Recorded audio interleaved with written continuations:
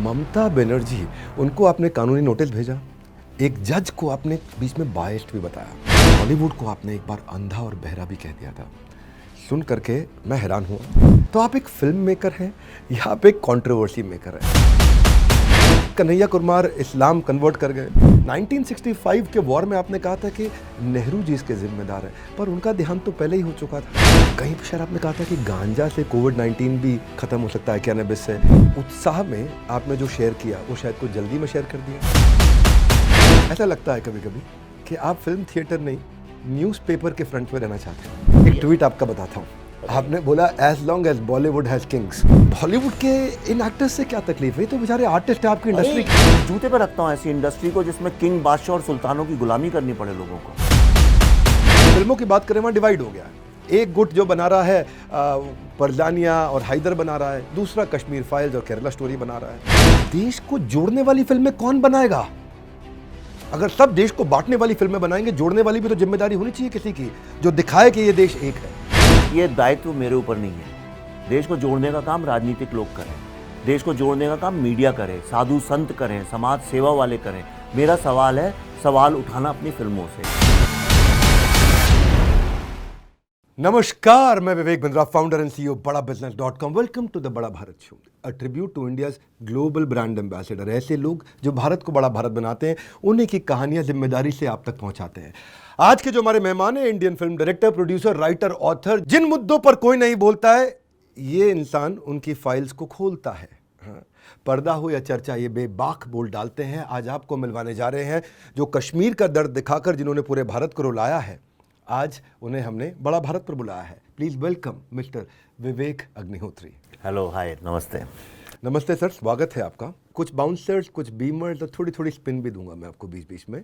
आज आपसे जो चर्चा करना चाहते हैं, पहला, हम दोनों का एक ही नाम है, विवेक, लेकिन आपका जो नाम है विवेक है, उसमें जो दो बार व आ रहा है, वी वे, इसके अंदर इसका अर्थ कहीं वाद और विवाद से तो नहीं जुड़ा है? क्योंकि आपने लगभग 6 मूवीज बनाई हैं। जी हाँ। लेकिन उससे 10 गुना ज़्यादा कंट्रोवर्सीज पाई हैं। मैं ये देखता हूँ कि ममता बनर्जी, उनको आपने कानूनी नोटिस भेजा, एक जज को आपने बीच में बायस्ड भी बताया, बाद में माफ़ी भी मांगनी पड़ी। शशि थरूर, प्रकाश राज, अनुराग कश्यप, ट्विटर पे इनके साथ आपका काफ़ी चर्चा होता है, अलग अलग प्रकार का, कुछ कड़वा, कुछ मीठा और कभी कभी ज़्यादा काफ़ी कड़वा। बॉलीवुड को आपने एक बार अंधा और बहरा भी कह दिया था। सुन करके मैं हैरान हुआ। ऑनलाइन हो या ऑफलाइन, आपने बहुत बनाई है हेडलाइन। तो आप एक फिल्म मेकर हैं या आप एक कंट्रोवर्सी मेकर हैं? कला की जगह इतना कटाक्ष और कंट्रोवर्सी क्यों? हम सोचते हैं कि देश में शांति हो, पर कभी कभी ऐसी बातों से अशांति भी हो सकती है। तो विवेक जी, इसके विषय में क्या कहेंगे? देखिए, कंट्रोवर्सी की जहाँ तक बात है, कंट्रोवर्सी मैं तो नहीं क्रिएट करता हूँ। जो कंट्रोवर्सी क्रिएट करते हैं वो बताएं क्यों करते हैं। जैसे आप यहाँ बैठे हैं, अब आपकी शर्ट में लाल रंग भी लगा हुआ है और काला भी है। मैं कहूँ नहीं, इसमें तो साहब ये लाल रंग जो है, इससे मैं बड़ा ऑफेंड हो रहा हूँ। तो ये जिम्मेदारी तो मेरे ऊपर है, मैं क्यों ऑफेंड हो रहा हूँ बताने की। या मैं कहता हूँ ये लाल नहीं तो नीला रंग है, बस कंट्रोवर्सी चालू। और कंट्रोवर्सी, अब देखिए, कंट्रोवर्सी तभी होती है जब उस कंट्रोवर्सी को एक प्लेटफॉर्म मिले। और आज सोशल मीडिया, पॉलिटिक्स, रिलीजन, ऐसा कोई फील्ड नहीं है दुनिया का जो कंट्रोवर्सी को बहुत आदर से उसका स्वागत सत्कार ना करता हूँ। क्योंकि कंट्रोवर्सी से ही लोगों को लगता है कि उनकी जो वक़्त है, जो उनकी जो आइडेंटिटी है, जो उनकी रेपुटेशन उससे बनेगी, लोग उन्हें जान जाएंगे। मैं कभी कंट्रोवर्सी क्रिएट नहीं करता हूँ। दूसरी बात, जहाँ तक बॉलीवुड की बात है या बाकी शशि थरूर या ममता बनर्जी, हो क्या गया कि भारत में ना 75 साल से हम लोगों ने किसी को एंटरप्रेन्योरशिप और लीडरशिप नहीं सिखाई है। हमने लोगों को स्वतंत्र दिमाग से जिंदा रहना नहीं सिखाया, हमने लोगों को टोपीबाजी सिखाई है। तो इसलिए क्या हो गया, सब लोग आप देखिए इंडिया में कैसे बात करते हैं, जी मालिक, जी सेठ जी। मैं इसके बचपन से अगेंस्ट था। तो ये चाहे ममता बनर्जी हो, चाहे वो प्रधानमंत्री हो, चाहे वो सबसे बड़े रिलीजियस स्वामी हो, ऐसा सबका ये हो गया कि मैं अथॉरिटी हूँ, मेरे सामने अब कोई कुछ नहीं बोल सकता। आप देखिए इंडिया में, आप तो एंटरप्रेन्योरशिप में आप तो नंबर 1 है इंडिया में, पर आप देखिए most of the family driven जो एंटरप्रेन्योर्स हैं, वो कैसे अपने लोगों से बात करते हैं, जैसे वो नौकर हैं, उनको 2 कौड़ी का समझते हैं। तो इसी तरह से जो इंटेलेक्चुअल्स थे या फिल्म मेकर्स थे, वो अपने को बादशाह समझते हैं। और जब वो बोलते थे, दुनिया सुनती थी। उन्होंने बोला वर्ल्ड सेक्युलर है, लोगों ने मान लिया। उन्होंने बोला भारत का इतिहास मुगलों के आने से शुरू होता है, लोगों ने मान लिया। और अगर मैंने उस पर क्वेश्चन उठाया तो इतनी बड़ी एक एंटरप्राइज जो 75 साल से चल रही थी, आप अगर उस पे पत्थर मारेंगे तो वो रिएक्ट तो करेगी, और वो जो एक्शन रिएक्शन है उसको लोग कंट्रोवर्सी बोलते हैं। मेरे हिसाब से वो एवोल्यूशन है। आप जब पत्थर मारते हैं, कई बार पत्थर थोड़ा गलत भी होता है, ऐसा लगता है, क्योंकि कई बार आप उत्साह में कोई गलत चीज़ शेयर कर देते हैं। जैसे देख, वैसे तो शेयरिंग इज केयरिंग, हाँ, लेकिन आप जो इतने डेयरिंग हो गए कि आपने कई बार कुछ भी शेयर कर दिया, फैक्ट नहीं, ऑथेंटिक। देखो, मैं बीबीसी का एक सर्वे आपने शेयर किया, वो सर्वे एक्चुअली ठीक था नहीं, कि कांग्रेस वर्ल्ड की नंबर 2 करप्ट पार्टी है। एक दफ़ा आपने वो सरकाज़म था। देखिए, अभी आपको मैं बताता हूँ ये फैक्ट चेकिंग इंडस्ट्री क्या है, उसके बारे में जो लोग समझते हैं वैसा है नहीं। एक कन्हैया कुमार के बारे में बात कर रहा था, उस पर आपने बताया कन्हैया कुमार इस्लाम कन्वर्ट कर गए, वो फैक्ट चेक में थोड़ा पकड़ा गया, गड़बड़ हो गया उसमें। 1965 के वॉर में आपने कहा था कि नेहरू जी इसके जिम्मेदार हैं, पर उनका देहांत तो पहले ही हो चुका था। इसके अलावा एक एंटी सीएए प्रोटेस्टर की डॉक्टर्ड इमेज भी आ गई। तो कहीं पर शायद आपने कहा था कि गांजा से कोविड-19 भी खत्म हो सकता है, कैनबिस से। कई बार ऐसा हुआ कि उत्साह में आपने जो शेयर किया वो शायद कुछ जल्दी में शेयर कर दिया। नहीं, उत्साह नहीं, उत्साह की बात नहीं। अंधों के शहर में अप्सरा को ले आओगे तो लगेगा कि जैसे कुछ गलत हो रहा है। प्रॉब्लम ये है कि लोगों के दिमाग में सेंस ऑफ ह्यूमर बिल्कुल ख़त्म हो गया। सरकाज़म लोगों ने समझना बंद कर दिया। क्या होता है कि जब एक समझ लीजिए एक MBBS MD एक डॉक्टर है, और वो अगर आपसे कहता है, अरे क्या बोलते हैं, तुम एक काम किया करो, पानी पी लो, उससे कैंसर ठीक हो जाएगा, तो आपको ये समझ में आना चाहिए कि वो व्यंग कर रहा है कि क्या कर रहा है। अब प्रॉब्लम ये है कि दुनिया को सब लोग डम डाउन करने में लगे हुए हैं। आज जो ये पूरी की पूरी सोशल मीडिया नैरेटिव इंडस्ट्री है, लोगों को डम डाउन करना चाहती है। जितने ज़्यादा लोग डम डाउन होंगे उतनी ज़्यादा ये बढ़ेगी। लोग इंटेलिजेंट हो गए तो इनकी ज़रूरत नहीं है, चाहे वो फैक्ट चेकर्स हों, चाहे वो फेक न्यूज़ नरेटर्स हों, सब वही का वही कर रहे हैं। आप ये बताइए कि वो एक आप अगर सटायर साइट पे छपी थी वो खबर, मैंने वहाँ से शेयर की, उसमें नाम भी लिखा हुआ है। दूसरी बात यह है कि जो कन्हैया कुमार का एक राजनीति में एक व्यंग करने का एक तरीका होता है, अब उसको लोग गलत तरीके से समझते हैं। और जहाँ तक आपने जो मुझे बताया है कन्हैया कुमार या इनका जो कुछ है, अगर कहीं गलती भी हो जाती है तो उसको मैं इमीडिएटली डिलीट करता हूँ और कोई बता दे। कई बार हो सकता है, आप समझिए, अगर कल को ये खबर छप जाए कि एक तमिलनाडु में सबसे बड़ा लिथियम का रिजर्व मिला है, और वो एक ऐसी जगह पे छपा हो जिस पे आप बिलीव करते हैं, तो आप उसको शेयर करेंगे। लेकिन अगर कल को कोई बोले ये फेक न्यूज़ है, तो मैं इमीडिएटली उसको डिलीट कर देता हूँ। ऐसा नहीं है। और कोई मैंने ऐसा मैं पॉलिटिशियन नहीं हूँ, कोई मैं रिलीजियस गुरु नहीं हूँ, और ना ही मैं कोई सोशल मीडिया साइट चलाता हूँ कि मेरे कंधों पे ये भार है कि मैं गलती नहीं कर सकता हूँ। मैं 1000 बार करूँगा, लेकिन 4 गलतियां गिनाई, लेकिन मैंने जो 9099 सत्य भी बताए, उस पर ध्यान किसी का नहीं है। उस पर किसी का ध्यान नहीं है। आपकी बीवी ने आपको 100 बार आई लव यू बोला, उस पर ध्यान नहीं है। एक बार अगर उसने आपसे बात करी, आई हेट यू बोला, तो गुस्सा तो आपने उसके खिलाफ एक पूरी क्या बोलते हैं मुहिम जारी कर दी। विवेक जी, पॉइंट वेल टेकन। गलती को सुधार लेने वाले को गलत नहीं मानते। ये व्यंग था, जब मैं बोल रहा था इसमें व्यंग था, इसमें कोई बुरा भी मान सकता है। नहीं, देखिए, जब आपने बोला कि अगर मैंने गलती सुधार लिया, वेल टेकन, लेकिन ऐसा लगता है कभी कभी कि आप फिल्म थिएटर नहीं, न्यूज़पेपर के फ्रंट में रहना चाहते हैं। ऐसा लगता है कई बार कि इमरान खान ने जो इंस्टाग्राम पे वीडियो में म्यूजिक डाला, जी, पर वहाँ पे कंट्रोवर्सी क्रिएट हो गई कि आपने बोला अपने लिए, पठान के गाने में बेशरम रंग को आपने एंटी सेक्युलर बता दिया, कश्मीर फाइल्स को ऑस्कर अवार्ड में शॉर्टलिस्ट होने की बात आपने करी। एक सेकंड, नहीं, यहाँ पे बात हो जाए। अब आप फेक न्यूज़ के लोगों में फंस गए हैं। मुझे लगता है आप फैक्ट चेकर्स ज़्यादा देखते हैं, कम्युनल टाइप के जो फैक्ट चेकर्स हैं उनको ज़्यादा चेक करते हैं दुनिया में। और ये मैं खुल के बोलना भी चाहता हूँ, आपके इतने करोड़ों लोग आपका देखते हैं, दुनिया में एक भी आदमी अगर ये बोल दे कि मैंने ये बोला कि ऑस्कर की जो फाइनल लिस्ट होती है उसमें मेरी फिल्म शॉर्ट लिस्ट हो गई, मैं आज इसी वक्त सब छोड़ के अपने गांव चला जाऊंगा। मैं आज के बाद कभी कुछ बोलूंगा नहीं। और अगर आप नहीं ये साबित कर सकते हैं तो इसका मतलब आप फेक न्यूज़ को कंज्यूम कर रहे हैं। मैंने कभी आज तक ऐसा नहीं बोला। एक कम्युनल रिलीजियस टाइप के फैक्ट चेकर हैं जो एक पर्टिकुलर फेथ के लोगों को सपोर्ट करते हैं, उन्होंने इसको घुमा फिरा के बोल दिया। मेरा एक ही ट्वीट आया है जो ऑफिशियल लैंग्वेज एकेडमी से आती है, मैंने उसी लैंग्वेज को किया है, राइट।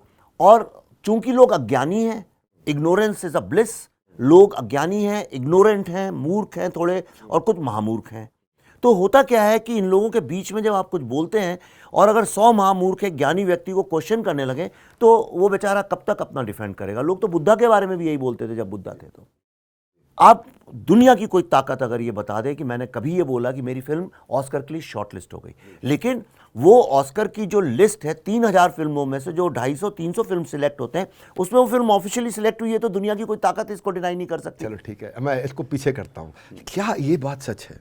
देखिए मैं आपकी ताशकंद फाइल्स मूवी का फ़ैन रहा हूँ, मुझे पर्सनली बहुत पसंद आई। कुछ लोगों को हो सकता है कम पसंद आई हो, पर ये जो कई बार आपकी बातचीत में एक तरफा फिलॉसफी होने के कारण जो आपकी फिलॉसफी को सपोर्ट करता हो, तो वो हेट स्टोरी कई बार आपकी स्टेटमेंट्स में आ जाती है। ऋषि सोनक प्रधानमंत्री बने, किसी ने बोला कि हमारे देश में कब मुसलमान प्रधानमंत्री होंगे, आपने बोला तब होंगे जब पूरा का पूरा देश का मुसलमान भारत माता की जय वंदे मातरम बोलेगा, तभी होंगे। इसमें क्या गलत बात है? आज मुझे बताइए कि भारत में कितने लोग हैं? अगर 140 करोड़ लोग रहते हैं तो कितने लोग ऐसे हैं जो कहते हैं हम वंदे मातरम नहीं गाएंगे? क्यों नहीं गाएंगे? हम भारत माता नहीं बोलेंगे, क्यों नहीं बोलेंगे? क्या माँ को माँ नहीं बोल सकते? ये हमारा कल्चर, ये हमारा सिविलाइजेशन है, राइट? आज जब एक इंडियन अमेरिका जाता है तो वो अमेरिका के जो प्रोटोकॉल्स हैं उनको फॉलो करता है। उनके पेट्रियाटिज्म के सर्टेन प्रोटोकॉल्स हैं, हर कंट्री के अपने अपने होते हैं। अगर आज एक हिंदू व्यक्ति जाके पाकिस्तान में रहने लगता है तो उसके पाकिस्तान के प्रोटोकॉल्स फॉलो करने पड़ते हैं। अगर मैं आपके घर में घुस के आपके घर पे कहीं पे कब्जा कर लूँ और उसके बाद मेरी 100 औलादें वहाँ पे रहें अगले जनरेशन की, तो उनको आपके घर के कुछ प्रोटोकॉल्स फॉलो करने पड़ेंगे, करेक्ट? आप ये नहीं बोल सकते हैं कि हम तो सिर्फ एक ही उसको मानते हैं, एक ही चीज़ को मानते हैं और हम बाकी माता भारत माता को नहीं मानते हैं। आप कैसे प्रधानमंत्री बनेंगे? आज अगर मुस्लिम कोई लड़का या लड़की यंग खड़े होकर ये बोलता है कि विवेकानंद भी मेरे उतने ही थे जितने अबुल कलाम है, भारत माता भी मेरी उतनी है, राम भी मेरे उतने हैं जितने अल्लाह है, कृष्ण भी मेरे उतने ही हैं जितने अल्लाह है, मैं शिव की भी ग्रेट फिलॉसफी ऑफ वननेस को मानता हूं और अल्लाह की भी फिलॉसफी को मानता हूं, मैं बनारस काशी को भी मानता हूं और मैं काबा को भी मानता हूं। अगर ऐसी बात जिस दिन इंडिया के मुस्लिम लीडर्स और मुस्लिम्स करने लगेंगे, ये सारा का सारा दायित्व हिंदुओं के ऊपर ही क्यों है कि वो इसको भी माने, सिख को भी माने, इसको भी माने, उसको सबको हम प्यार करते रहें और बाकी लोग अपने अपने देश की मांग करते रहें? ये तो गलत है ना। और ये बोलने में क्या कंट्रोवर्सी है? इसमें क्या गलत है बताइए? नहीं, आपने पूछा तो मैंने जवाब दे दिया। आपको खुल के जवाब देना चाहिए। देखिए एक, और मैं दिल से चाहता हूं भारत का प्रधानमंत्री एक मुस्लिम बने। मैं दिल से, ये मैं अपनी, अगर मेरा आप शरीर काटे मेरी आत्मा चेक करें, मैं दिल से चाहता हूं ये देश तभी सेक्युलर होगा जब कोई मुस्लिम खड़े होकर ये बोले कि ये देश मेरा उतना ही है जितना एक पंडित राम प्रसाद मिश्रा का है। आपने लेकिन बोला कि जिस दिन आकर के देश का प्रधानमंत्री मुसलमान बोल देगा ये देश मेरा भी उतना ही है जितना आप सबका है, उस दिन मैं खुश होऊंगा, मेरी आत्मा ये चाहती है। बोले ना, मैं चाहता हूं इस देश में रहने वाले 140 करोड़ लोग बोले कि मैं, ये भारत माता के हम सब बेटे हैं। जिस दिन इस देश से मेजॉरिटी माइनॉरिटी का कॉन्सेप्ट खत्म होगा उस दिन भारत विश्व गुरु बनेगा, तब तक नहीं बनेगा। विवेक जी आप कह रहे हैं जिस दिन, इसका मतलब आज के दिन आप मानते हैं कि ऐसा नहीं है? ऐसा नहीं है, बिल्कुल नहीं है। आज के दिन हमारे देश का मुसलमान हमारा नहीं है? नहीं, मैं ये बिल्कुल नहीं कह रहा हूं, लेकिन अगर एक रविन्द्रनाथ टैगोर ने, बहुत फेमस इंटरव्यू छपा हुआ प्रिंटेड है, आप गूगल कर सकते हैं, आपके सामने कंप्यूटर भी है। रविन्द्रनाथ टैगोर ने कहा था कि मैंने कई मुस्लिम लोगों से यह पूछा कि अगर भारत पे इस वक्त कोई मुस्लिम इन्वेडर भारत के ऊपर आक्रमण कर दे तो तुम्हारी लॉयल्टी उसके साथ होगी या भारत माता के साथ होगी? और मुझे एक भी सेटिस्फैक्ट्री आंसर नहीं मिला। ये रविन्द्रनाथ टैगोर, गुरुदेव नोबेल प्राइज विनर ने बोला था। और वो सिचुएशन, हमारा रिलीजन के ऊपर देश का बंटवारा हुआ, हमारा रिलीजन के कारण 2-3 स्टेट्स में बड़ा प्रॉब्लम चल रहा है। आप जानते हैं कश्मीर में, बंगाल में, केरला में, 3 स्टेट्स में तो डेफिनेटली चल रहा है। बाकी जगह भी चलता ही रहता है कुछ ना कुछ। यहाँ दंगे होते रहते हैं, फसाद होते रहते हैं, लड़ाई होती रहती है, गाली गलौज होती है सोशल मीडिया में 24 घंटे। क्यों होता है? अगर सब लोगों में समानता है, कोई प्रॉब्लम नहीं है। अगर हम वाकई में सेकुलर कंट्री हैं तो क्या प्रॉब्लम है? अगर 2 भाइयों में माँ बाप कुछ पक्षपात करते ही नहीं है तो भाइयों को क्या प्रॉब्लम है? लेकिन आप पक्षपात कर देते हैं। मैं कैसे करता हूँ बताइए? एक ट्वीट आपका बताता हूँ। आपने बोला as long as Bollywood has kings, बादशाह, सुल्तान, इट विल कीप सिंकिंग। आप सब जानते हैं शाहरुख को किंग कहा जाता है, बादशाह उनकी फिल्म का नाम है, नहीं, सुल्तान बादशाह बोलते हैं, सुल्तान सलमान खान है जी। तो जब हॉलीवुड के इन एक्टर्स से क्या तकलीफ है? तो बेचारे आर्टिस्ट है आपकी इंडस्ट्री के। ये कैसे इंडस्ट्री है? जूते पर रखता हूं ऐसी इंडस्ट्री को जिसमें किंग, बादशाह और सुल्तानों की गुलामी करनी पड़े लोगों को। आज 2023 में हम डेमोक्रेसी हैं, वो एक बॉलीवुड डेमोक्रेटिक इंस्टीट्यूशन है कि वो बादशाहों की सल्तनत है क्या वो? और कौन वो व्यक्ति जो खुद को बादशाह बुलवाना पसंद करता है मार मार के? कौन वो है जो कहता है आई एम किंग? ऐसा तो कभी नहीं होता था। राज कपूर साहब ने कभी नहीं किया, दिलीप कुमार साहब ने कभी नहीं किया, देवानंद ने नहीं किया, राजेंद्र कुमार ने नहीं किया, राजेश खन्ना ने नहीं किया। लवर बॉय बोलना एक अलग बात होती है, एवरग्रीन हीरो बोलना अलग बात होती है। 2023 में आपको शर्म नहीं आती है कि आप भारत के सबसे अमीर और सबसे प्रसिद्ध आदमी हैं और आप खुद को किंग, बादशाह और ये भाई और ये सब मीडिया में पीआर, पेड पीआर से करवाते हैं? ये गलत है और इसीलिए बॉलीवुड का विनाश आज हो रहा है और ये विनाश रुकने वाला नहीं है। बॉलीवुड मूवीज को छोड़ते हैं, आपकी मूवीज पे आते हैं। बहुत अच्छी मूवी बनाई आपने, Tashkent file, Buddha in traffic jam, Kashmir files. अब आपने जो मूवीज बनाई हैं उसमें कई बार कटाक्ष होता है। आप मुझसे पूछते भी हैं कहाँ लिखा है, कौन कह रहा है, तो मैं बताता हूँ। टाइम्स ऑफ इंडिया कह रहा है कि बुद्धा इन ट्रैफिक जैम में आपने नक्सल सोल्जर्स को एंटी सोशल बताने पे बहुत ज्यादा समय और मेहनत लगा दी। ताशकंद फाइल्स के लिए क्या वो फिल्मी उसके बारे में ठीक, हिंदुस्तान टाइम्स बोलता है ताशकंद फाइल जो है एक डिस्गस्टिंग प्रोपेगेंडा है। कश्मीर फाइल्स के लिए द हिंदू कहता है कि सम इट इज हाफ ट्रूथ और plenty of distortion. Anurag Kashyap कहते हैं रिसर्च करने की कोशिश करते हैं आप, लेकिन कर नहीं पाते हैं। और यहाँ तक बोला गया कि आप एक कठोर बोलूँगा एक चालाक आदमी है जो अपने एजेंडा को प्रमोट करने के लिए इतना क्रिएटिवली प्रेजेंट करते हैं कि लोग आपकी इस एजेंडा को एक्सेप्ट भी कर लें। तो ये सत्य है, इसमें झूठ क्या है? ये सत्य है। मेरा एजेंडा है, हाँ मेरा एक एजेंडा है और एजेंडा सबका होना भी चाहिए। अब तो आपको ये नहीं पता, आप क्यों अपने ऑफिस में आके सुबह एजेंडा पूछते हैं? बड़े बड़े टाटा हों, चाहे इलॉन मस्क हों, चाहे प्रधानमंत्री हों, सब आके बोलते हैं जब मीटिंग में बैठते हैं, okay what is the agenda. मैं बिल्कुल ठीक बोलते हैं, पर ये एजेंडा के चलते विवेक जी जो समस्या आती है वो ये है कि इस बायस्ड व्यू को प्रमोट करते करते किसका व्यू इस दुनिया में, किसका आपका बायस नहीं है व्यू? आपका अपने बच्चे को लेके बायस नहीं है? मेरा अपनी बहुत बीवी, biased है। बच्चे, माँ बाप बहुत सारी चीजों में बायस्ड है। मैं एजेंडा पे भी अग्री करता हूं। करण जौहर साहब जब फैमिली की फिल्म बनाते हैं, अगर मेरे बायस्ड व्यू से नेशनल इंटेग्रिटी पे सवाल उठने लग जाए, मैंने कब नेशनल मेरे कारण नेशनल इंटीग्रिटी पे सवाल उठेगा?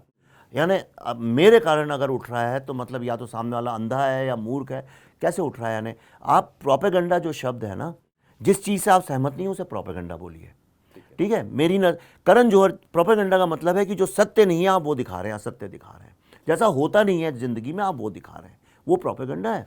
तो आप मुझे बताइए, करण जौहर जिस तरह की फैमिली दिखाते हैं ऐसी फैमिली कहाँ होती है? जिस तरह के स्टूडेंट्स वो दिखाते हैं वैसे कहाँ होते हैं? तो वो भी तो प्रोपेगेंडा ही है। एक 5 फुट 5.5 फुट का आदमी बादशाह तो नहीं हो सकता, राइट? उसको खुद को बादशाह बुलवाना वो भी तो प्रोपेगेंडा ही है। ये प्रोपेगेंडा की ही दुनिया है भाई साहब। मान ले आपका एजेंडा भी है, आपका एक प्रोपेगेंडा भी है, आपका भी प्रोपेगेंडा। आप नहीं करते प्रोपेगेंडा? मैं एकदम करता हूँ, पूरे उत्साह से करता हूँ। आप भी मैं करते हैं, ऐसे सब प्रोपेगेंडा में बिलीव करता हूँ जहाँ देश एक रहे। लेकिन वैसे आपने कश्मीर के लिए काफी प्रयास किया। मेरी कौन सी ऐसी फिल्म है जिसको देख के आपको लगता है दुनिया क्या कहती है, मारिए गोली? मैं आपके शो में आया हूं, उनके शो में नहीं आया हूं। मुझे जाना होता मैं अनुराग कश्यप के शो में जाता, करण जौहर के शो में जाता, कॉफी विद करण में। मैं आपके पास आया हूं बिकॉज आई थिंक आप उनमें से एक नहीं है। मैं आपसे ये जानना चाहता हूं कि मेरी कौन सी ऐसी फिल्म है जिसको आपको लगता है प्रोपेगेंडा है? देखिए, मैं तो आपने इंटरव्यू आपका था, आपने मुझसे पूछ लिया, मैं उत्तर फिर से दे देता हूँ। मुझे आपकी ताशकंद फाइल्स मूवी बहुत पसंद है। कश्मीर फाइल जो आपने बनाई बहुत अच्छे बजट में बनाई, बहुत कम बजट में आपने बनाई, और 15 करोड़ की मूवी में 350 करोड़ के आसपास का रेवेन्यू रहा। हो सकता है मेरी जानकारी थोड़ी सही है, 352 या 352 करोड़। ये फिल्म एक कॉज पे बनी, कश्मीरी पंडितों के लिए। उसमें आपका एजेंडा था कि मैं कश्मीरी पंडितों के लिए उनकी कहानी को बताऊं लोगों तक। आज भी ग्राउंड रियलिटी बदली नहीं है। आपने प्रयास किया, 29 टारगेटेड अटैक केवल 2022 में फिर से हो गए। कश्मीरी पंडितों का पलायन आज भी जारी है, आज भी वो सुरक्षित नहीं है। इस फिल्म को ने देश को 2 धड़ों में बांट दिया है, किसी भी तरह से अगर देखते हैं। फिल्म ने बांट दिया, एक को अच्छी लगी, एक को प्रोपेगेंडा लगा। 2 धड़ तो है ना, साफ साफ नजर किसी भी फिल्म में ऐसे ही होता है। कोई बात नहीं, मैं मान लिया। आपका शो कुछ लोग पसंद करते हैं, कुछ नहीं, तो क्या देश बट रहा है उससे? ना, देश नहीं बट रहा, पर ये 2 तरह की फिलॉसफी ला रही हैं सामने। लेकिन आज ऑन ग्राउंड आप महसूस करते हैं कि ऐसे कोई बदलाव आया? एक ईमानदारी का सवाल है आपसे कि क्या ये केस स्ट्रांग हुआ?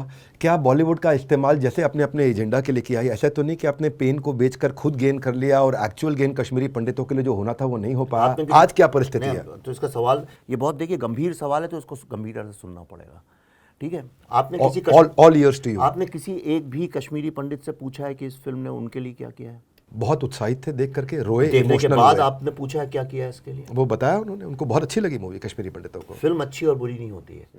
जो लोग 30 साल से हर्ट हैं, जिनकी बात कोई सुन नहीं रहा। आपकी अगर आज जुबान, आपकी बात सुनना लोग बंद कर दें अगले 30 साल तक, और पहली बार कोई आपकी बात सुने और आपकी दास्तान दुनिया तक ले जाए, उसको बोलते हैं हीलिंग। ये सब PTSD के शिकार हैं। सब लोग, they have gone through so much of trauma that they needed some kind of healing, and the healing comes when you listen to somebody's story and you tell it. मैंने वो काम किया है। आपको पता है उस फिल्म में जो लास्ट में गिरजा देवी का जो दिखाया गया है, जिनको काट दिया गया था जिंदा, उनकी फैमिली ने मुझे ईमेल लिख के बोला है कि 30 साल से हमारा, और BK गंजू की भी फैमिली में, जो चावल में वो खाते हुए दिखाया है जिस बंदे को, दोनों की फैमिलीज ने मुझे ईमेल लिखा है। उन्होंने बोला 30 साल से हमारे परिवार में कभी इस हादसे का डिस्कशन नहीं हुआ। We were suffering on our own. सब अपने दिल में घाव लेके बैठे थे। पहली बार ये फिल्म देखने के बाद पूरी फैमिली, दे केम टुगेदर, दे क्राइड टुगेदर, और अब उनकी हीलिंग चालू हो गई है। राइट? एक फिल्म मेकर से ज़्यादा क्या कर सकता है?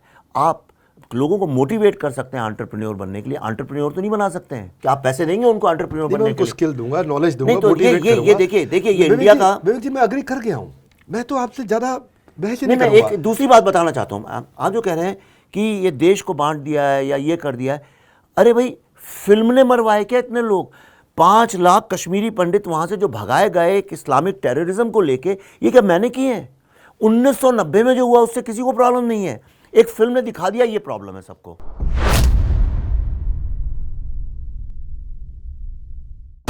बॉलीवुड के नेपोटिज्म के खिलाफ है। आप कहते हैं कि सन 2000 के बाद से नेपोटिज्म बढ़ गया है। आप ये कहते हैं कि ग्रुपिज्म, फेवरेटिज्म बढ़ गया, पर ये तो पहले भी था। सनी देओल, बॉबी देओल पहले भी थे। पहले भी राज कपूर उनकी एक्सटेंडेड फैमिली थी। पहले भी आमिर खान फिल्मी परिवार से आ रहे थे, सलमान खान सलीम खान के साथ आ रहे थे। आप भी तो कुछ लिमिटेड सेट ऑफ एक्टर्स के साथ ही काम करते हैं। आप भी तो कुछ लिमिटेड लोग, अनुपम खेर, मिथुन चक्रवर्ती और आपकी धर्मपत्नी श्रीमती पल्लवी जोशी जी के साथ ही काम करते हैं। तो जो आप क्रिटिसाइज कर रहे हैं, क्या वो आप खुद प्रैक्टिस नहीं कर रहे हैं?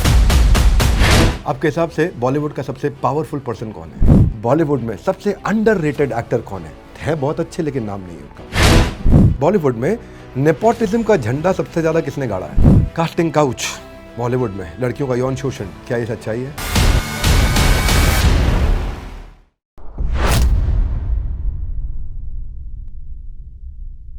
भाई अक्सर लोग अपने कॉलेज को सक्सेस का श्रेय देते हैं, तो बोलते हैं अरे कॉलेज के दिन याद करो। मैं भी करता हूँ याद। मैं नहीं देता हूँ श्रेय अपने कॉलेज को, अपनी सफलता का। मैं देता हूँ क्योंकि मैं ब्रह्मचारी आश्रम में रहा, मैं वृंदावन में रहा, गुरुकुल में रहा, मैं उसको ज़्यादा श्रेय देता हूँ। लेकिन आप भी नहीं रुके यहाँ।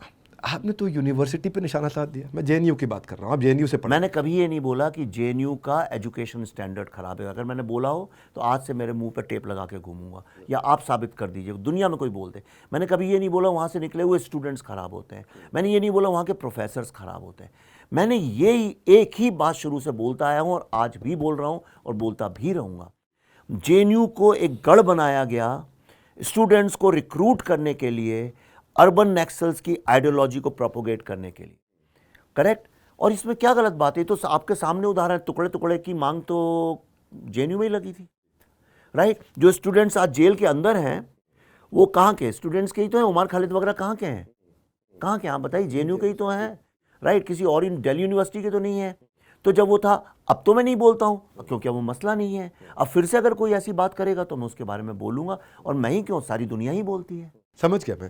आप कहते हैं कि एजेंडा होना चाहिए, उस बात से तो मैं वाकिफ हूं। बिल्कुल एजेंडा नहीं, आपका एक गोल, मिशन होना चाहिए, एक मिशन, पर्पस क्लैरिटी होनी चाहिए, पर्पस होना चाहिए। ये पर्पस मैंने देखा है कि बॉलीवुड में 2 तरह के लोग हैं जिनके पर्पस। एक तरफ है विवेक अग्निहोत्री। मैं बॉलीवुड से मेरा कोई लेना देना नहीं है, वहां से रिजाइन कर चुका हूं। आपका अनुपम खेर से लेना देना, आपका अशोक पंडित से, आपका कंगना रनौत से, आपका विवेक अग्निहोत्री आप स्वयं। लेकिन दूसरी तरफ अनुराग कश्यप हैं, विशाल भारद्वाज है, अनुभव सिन्हा है, सुधीर मिश्रा है। ये समय समय पर दोनों ग्रुप एक दूसरे को क्रिटिसाइज कर रहे हैं। मेरे मन में एक सवाल आता है, पर्सनल प्रोफेशनल फ्रंट पे भी खूब क्रिटिसाइज कर लेते हैं एक दूसरे को। फिल्मों की बात करें, वहाँ डिवाइड हो गया है। एक गुट जो बना रहा है परजानिया और हैदर बना रहा है, दूसरा कश्मीर फाइल्स और केरला स्टोरी बना रहा है। 2 अलग अलग। थोड़ा गलत है सवाल। मेरा सवाल कुछ और है। हाँ, मेरा सवाल यह है कि एक तरफ लेफ्ट खींच रहा है, एक राइट की तरफ खींच रहा है। देश को जोड़ने वाली फिल्में कौन बनाएगा? अगर सब देश को बांटने वाली फिल्में बनाएंगे, जोड़ने वाली भी तो जिम्मेदारी होनी चाहिए किसी की, जो दिखाए कि ये देश एक है। देखिए, ये दायित्व मेरे ऊपर नहीं है। देश को जोड़ने का काम राजनीतिक लोग करें, देश को जोड़ने का काम मीडिया करे, साधु संत करें, समाज सेवा वाले करें। मेरा सवाल है सवाल उठाना अपनी फिल्मों से। मैं एक नए जॉनरा की फिल्में बनाता हूँ, मैं इन्वेस्टिगेटिव फिल्म्स बनाता हूँ। एक बात वो है, और दूसरी बात ये, लेफ्ट राइट आप लोगों के दिमाग के अंदर है। ये इंडिया में पहली बात तो लेफ्ट नाम की चीज़ कुछ नहीं है। यहाँ इंडिया मोस्टली राइट विंग ही है, जिसको लोग राइट विंग समझते हैं। ऐसा कौन है जो उससे बोलो पूजा पाठ कल से बंद कर दो? सारे तो ब्राह्मण हैं कम्युनिस्ट लोगों के, सब तो करोड़पति हैं, बात सोशलिज्म की करते हैं। सवाल ये 75 साल की जो हिपोक्रेसी थी वो टूट रही है, एक बहुत बड़ा इस्टेब्लिशमेंट खत्म हो रहा है। और दूसरी बात मैं ये जानना चाहता हूँ, ये जो आप कहते हैं दूसरा गुट है, ये तो इतने साल से फिल्में बना ही रहे थे ना। इन्होंने तो फिजा, फना, मिशन कश्मीर, हैदर वैदर ये सारी फिल्में बनाई थी, जिसमें 1990 के ही टाइम में कश्मीर दिखाया गया है, लेकिन उसमें पंडितों का जिक्र तक नहीं है, जैसे वो कभी रहे ही नहीं वहाँ। इतना बड़ा झूठ आप पे लादा गया, उसको सब लोग मुस्करा के कोक पीते पीते पॉपकॉर्न खाते खाते देखते रहे। आज मैंने एक दूसरा साइड ट्रूथ का दिखाया तो ऑब्वियसली मैं ही कॉन्ट्रोवर्शियल हो गया, और वो सही है। Buddha was also controversial when Buddha started teaching his Buddhism.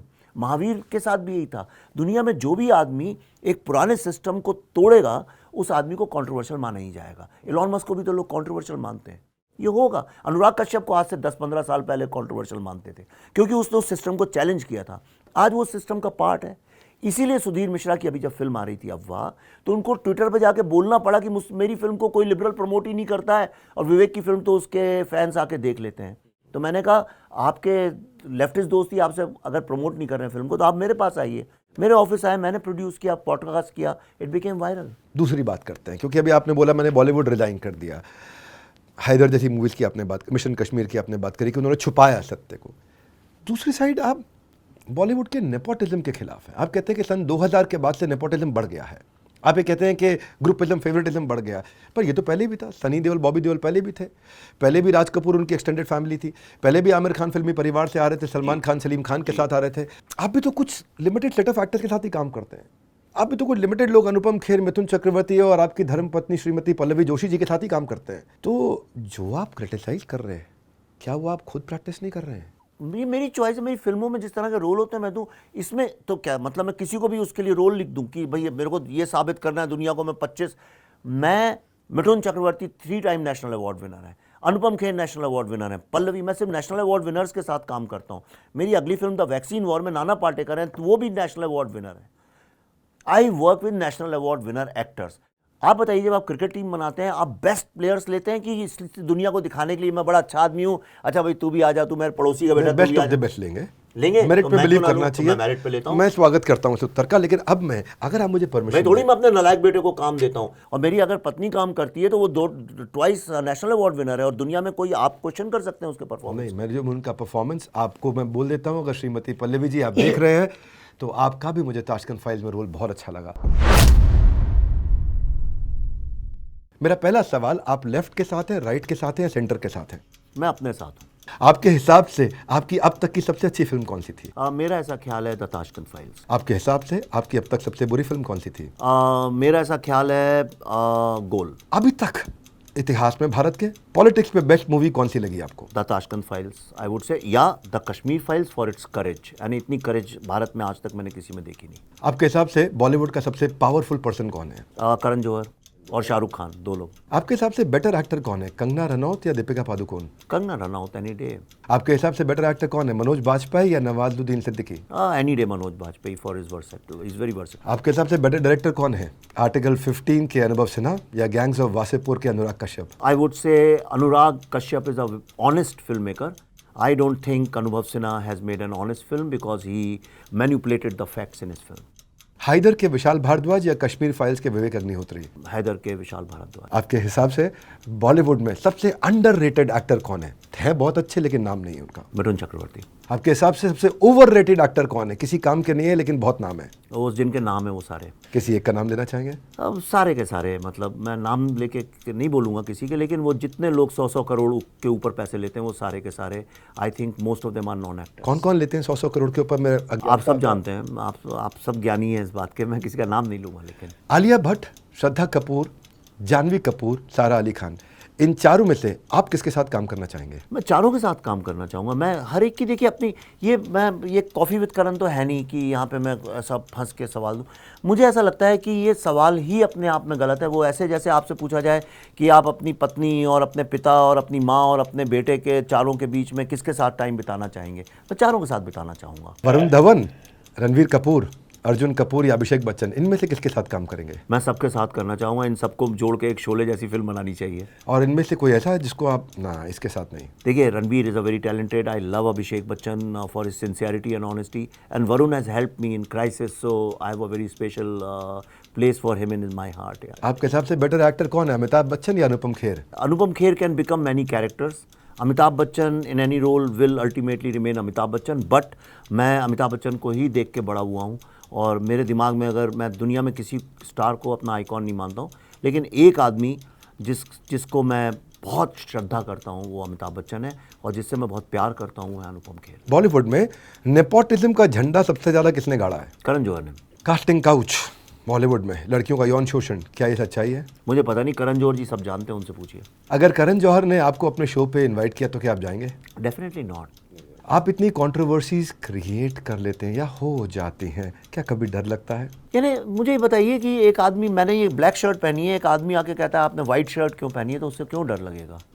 बल्कि मैं तो हंसता हूँ इन मूर्खों के ऊपर। अगर आप एक फिल्म मेकर नहीं होते तो क्या आप एक पॉलिटिशियन होते? मुझे आप 10,000 करोड़ रुपए भी रख देंगे, मैं कभी पॉलिटिशियन नहीं बनूंगा। आपको आज तक विवेक अग्निहोत्री जी बेस्ट कॉम्प्लीमेंट क्या मिला है for Kashmir Files? We have started healing.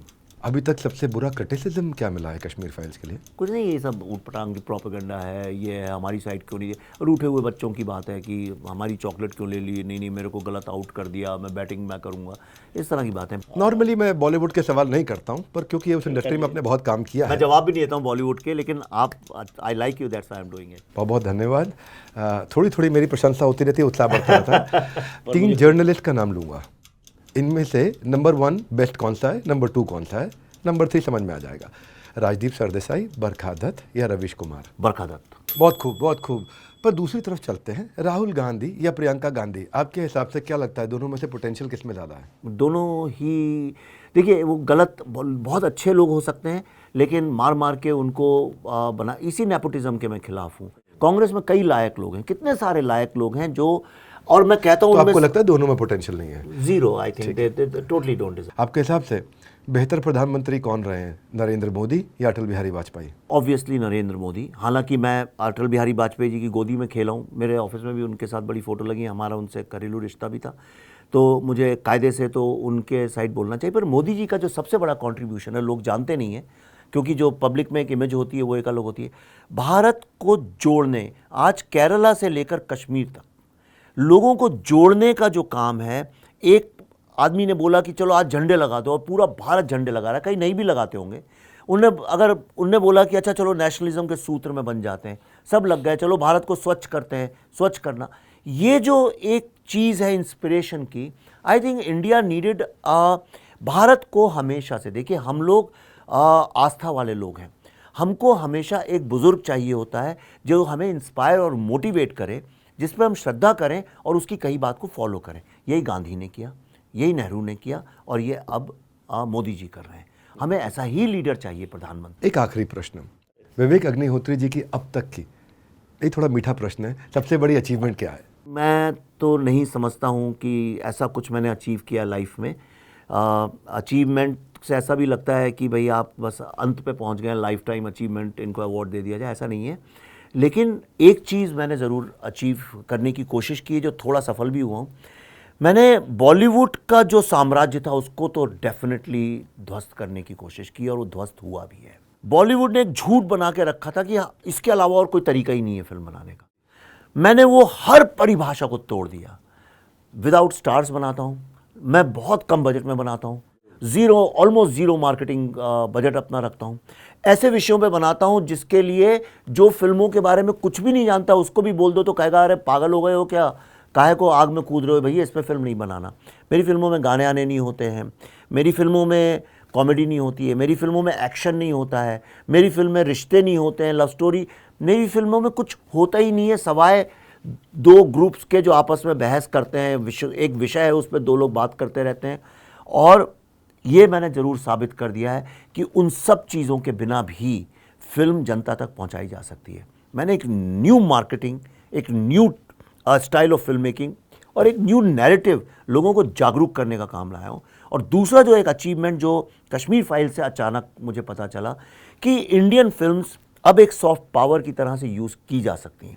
We use Kashmir files for diplomacy. इसीलिए यूएस कांग्रेस में, कैपिटल हिल आप जानते होंगे जो वहाँ की पार्लियामेंट जैसी है, यूके पार्लियामेंट में बड़े बड़े policy leaders, human rights organisations, इन लोगों ने बुला बुला के कश्मीर फाइल्स देखी है, कश्मीर के प्रॉब्लम को डिस्कस किया है। अमेरिका के सेनेटर्स और कांग्रेस, जिनको ज़ीरो आइडिया था, जो ये मानते थे कि कश्मीर को भारत ने इलीगली ऑक्यूपाई कर रखा है। आप बताइए, अगर ऐसी बात अमेरिका के बारे में कोई कहता कि इसने किसी स्टेट को इलीगली ऑक्यूपाई किया है, तो आप मुझे बताइए वहाँ के फिल्म मेकर्स अभी तक 25 फिल्में बना चुके होते।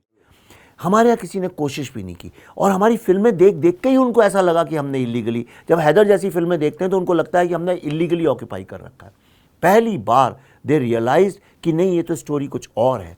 मैंने ये जो जेनोसाइड है कश्मीर का, I took it to the world and is become so popular. आपको आज यूके में, जर्मनी में, नीदरलैंड्स में, अमेरिका में, ऐसी जगहों पे जो पॉलिसी मेकर्स हैं, जो वहाँ के पार्लियामेंटेरियंस हैं, they are aware of this, they know me on first name basis.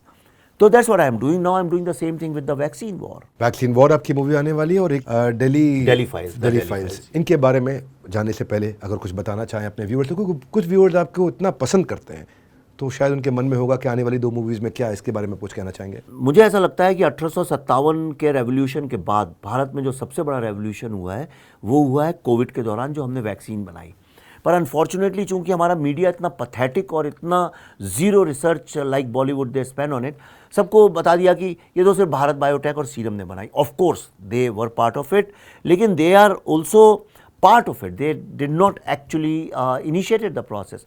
ये भारत की लीडरशिप, भारत के साइंटिस्ट और स्पेशली हमारी विमेन साइंटिस्ट, ICMR जो Indian council of medical research, जो एक टास्क फोर्स बनाई थी जो प्राइम मिनिस्टर ने, उनने, Indian council of medical research और NIV की जो साइंटिस्ट हैं, मोस्टली विमेन साइंटिस्ट जो हैं, नेशनल इंस्टीट्यूट ऑफ वायरोलॉजी, उन लोगों ने पूरा का पूरा ये स्ट्रक्चर क्रिएट किया।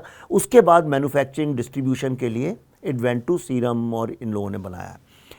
आई थॉट कि ये जो स्टोरी है इतनी कंपेलिंग, और वो स्टोरी इतनी इंटरेस्टिंग है, आपको उसमें हंसी भी आएगी, क्योंकि ऐसी ऐसी चीज़ें हो रही थी जो कोई जानता नहीं था। जैसे बंदर चाहिए थे, अब बंदर जो है कहाँ से लाएं? बंदर, चूंकि लॉकडाउन था, कोई तीर्थ यात्री या कोई टूरिस्ट उनको कुछ चने खिलाने के लिए नहीं था, तो बंदर सारे जंगल के अंदर चले गए। तो साइंटिस्ट लोगों ने सोचा चलो हम बंदर हम पकड़ लाएंगे, एक दिन में ले आएंगे। 28 दिन वो लोग अंदर रहे और बंदर नहीं मिले। ये किसने किया? साइंटिस्ट, यंग लड़कों ने, जिनका कोई लेना देना नहीं जंगल से। किसी को ये नहीं पता है, हमने ईरान से 6000 लोग हमारे पास गए थे, शिया मुस्लिम्स, क्योंकि जैसे मक्का होता है ऐसे कौम करके उनका रिलीजियस डेस्टिनेशन है। वहाँ से हमारे साइंटिस्ट गए, लैब लगाई, उन पे हमला हुआ, वो लोकल मिलिशिया आ गया, भाग के गए उसमें एम्बेसी के गोडाउन में जाके वहाँ पे लैब लगाई और लोगों को लेके आए। ऐसी कितनी चीज़ें बैकग्राउंड में हुई जिसके बारे में कोई जानता नहीं है।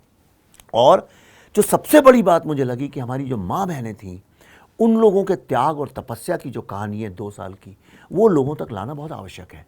इसलिए इस फिल्म को, कौन वैक्सीन पे फिल्म बनाएगा आप बताइए? आज जो 10 रुपये कोई नहीं लगाए वैक्सीन पे फिल्म बनाने के लिए।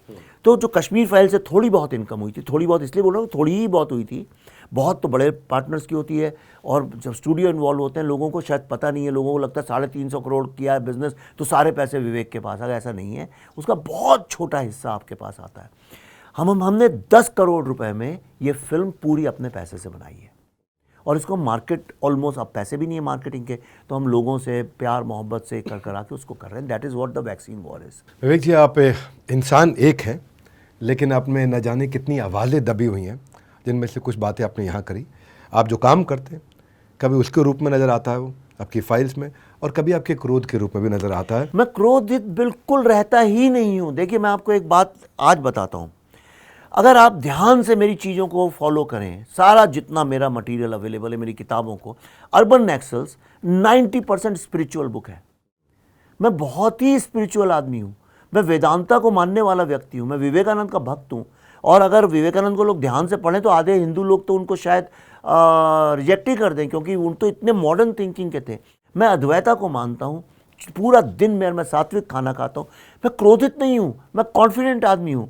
प्रॉब्लम ये हो गया है, वही तो मैंने लिखा था, अंधे बहरों के शहर में कुछ बोलने का फ़ायदा क्या है। प्रॉब्लम है हर आदमी इतना डरा हुआ अपॉर्चुनिस्ट हो गया है कि जो आदमी कॉन्फिडेंस और कन्विक्शन से बात करता है वो क्रोधित लगने लगता है। पर ये ऑनेस्ट एग्रेशन कहा जा सकता है, ईमानदारी से आप अपनी बात को रखते हैं। नहीं, इसको असर्टिवनेस बोलते हैं, इसको अग्रेशन नहीं बोलते हैं। मैं किसी को मारता नहीं, गाली नहीं देता, आपका गुस्सा यही नहीं। असर्टिवनेस बाखूबी लोगों को नजर आता है, कभी सिल्वर स्क्रीन पर नजर आता है, कभी सोशल मीडिया पे बाहर आता है। आशा करता हूँ आपकी कला से सबका खूब भला हो और बढ़ता जाए। हाँ, आपके वो देखिए, हम सब मिलकर सिर्फ एक फिल्म ही नहीं बल्कि मिलकर एक ऐसी दुनिया भी बनाएं जहाँ नफरत का नामो निशान समाप्त हो जाए। आप फिल्म मेकर के साथ एक फाइल मेकर भी हैं, आपकी कई फाइल्स आ रही हैं, जिसके लिए मैं आपको बहुत सारी शुभकामनाएं देना चाहता हूं। आपने दोनों मूवीज़ के बारे में बात करी, आपकी आने वाली हर फाइल के लिए आपको बहुत बहुत शुभकामनाएं। निश्चित रूप से आपने बेबाकी से सारे उत्तर दिए और आपके लिए हमारे मन में आपके इस करेज के लिए बहुत रिस्पेक्ट है। Thank you. आप सबसे कहूँगा, जिसको इस तरह के कंटेंट में इंटरेस्ट है उसको ज़रूर शेयर कर देना चाहिए। इसमें उन्होंने बहुत बेबाकी से अपनी बातों को रखा है और जो फिल्म्स को समझना चाहता है या थोड़ा पॉलिटिक्स को, बर्निंग इश्यूज़ को समझना चाहता है, उन तक ये वीडियो ज़रूर पहुंचाइए। अपना फीडबैक लिखिएगा हमारे को।